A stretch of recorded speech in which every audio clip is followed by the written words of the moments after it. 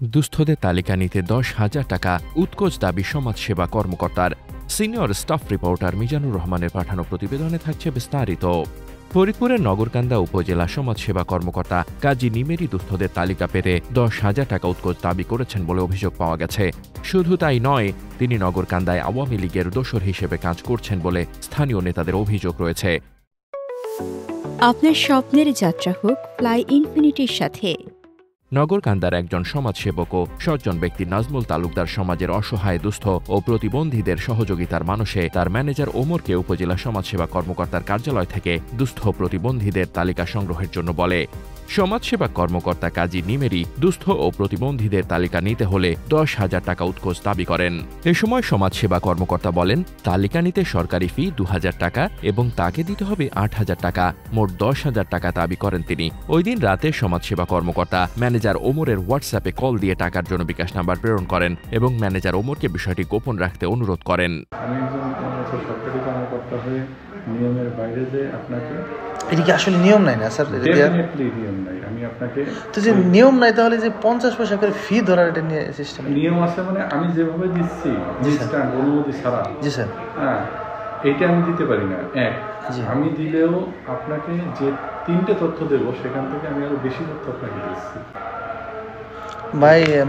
ভাই আর কি একটু মনে কষ্ট পাইছে যে এতগুলো টাকা একটা কাজের জন্য ব্যয় করতে হবে, 10,000 টাকাটা বেশি হয়ে যায় স্যার।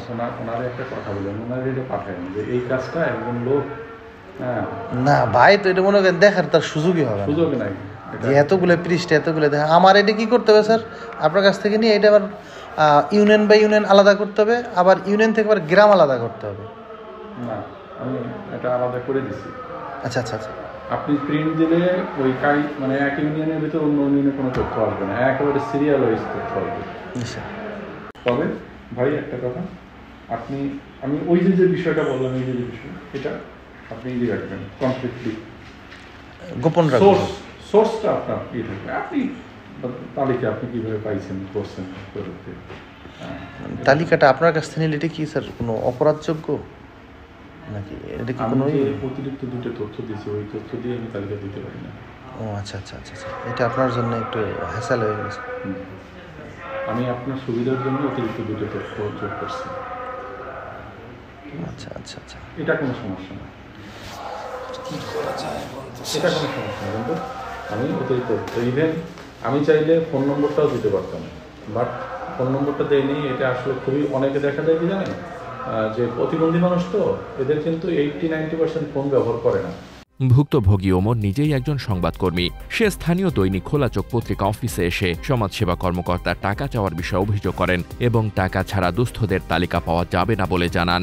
অভিযোগ পেয়ে দৈনিক খোলা চোখ পত্রিকার সম্পাদক ও প্রকাশক মাহবুব আহা কয়েকজন সংবাদকর্মী নিয়ে সমাজসেবা অফিসে গিয়ে কর্মকর্তার কাছে এ বিষয়ে জানতে চাইলে তিনি সাংবাদিকদের প্রশ্নের জবাবে বলেন, তালিকা নিতে গেলে সরকারি খরচ লাগে, তবে কত টাকা খরচ লাগে এবং কোন নীতিমালায় আছে জানতে চাইলে তিনি কোনো সদুত্তর দিতে পারেননি। এ সময় তিনি টাকা যাওয়ার বিষয়টি অস্বীকার করেন। গরিব মানুষের তালিকা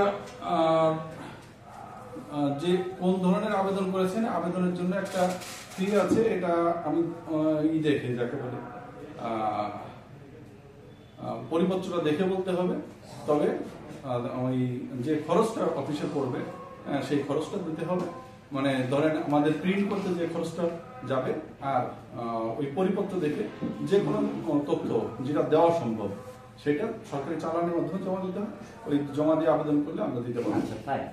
বিষয়টা হচ্ছে আমি সরকারি সেবা দেওয়ার জন্য সরকারি সেবা, এটা কেমন কথা? আমি দুস্থদের তালিকাটা নিব, আপনার সরকারি ফি যেটা বললেন আপনার নিয়ম আছে, কোন আইনে আছে আমার এটা জানতে হবে। 2 নম্বর কথা হচ্ছে, যদি ফি 2,000 থেকে থাকে আপনাকে 8,000 টাকা অতিরিক্ত কেন দিতে হবে? না, আমাকে 8,000 টাকা অতিরিক্ত আমি এভিডেন্স ছাড়া কথা বলি না, আমাকে 8,000 টাকা দিতে হবে। আমি এভিডেন্স ছাড়া কথা বলি না। ইভেন আপনি মেসেঞ্জারও সেই টাকার জন্য নক করেছেন না? কেন হোয়াটসঅ্যাপে নক করেছেন কেন? আমি মেসেঞ্জারে কারোর কাছে টাকার জন্য নক করি নাই। আমি সরকারি ফির বাইরে কোনো টাকার কথা বলিনি। আপনি 8,000 টাকা চান নাই? না, আমি 8,000 টাকা চাই। আপনি বিকাশ নাম্বারটা পাঠিয়ে লিখেছেন, ঠিক আছে, পাঠিয়ে আমাকে জানান, তবে গোপনীয়তার বিষয়টি মাথায় রাখবেন। এটা কেমন সরকার কর্মকর্তা আপনার? এটা আমি করিনি।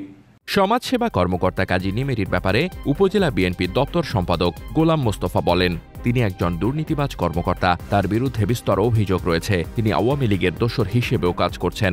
অভিযোগ রয়েছে, সমাজসেবা কর্মকর্তা কাজী নিমেরি নগরকান্দায় যোগদানের পর থেকে বিভিন্ন অনিয়ম করে যাচ্ছেন এবং জনসাধারণকে সেবা প্রদানে ব্যর্থ হচ্ছেন। বেশ কিছুদিন হলো সম্ভবত উনি নতুন এসেছেন।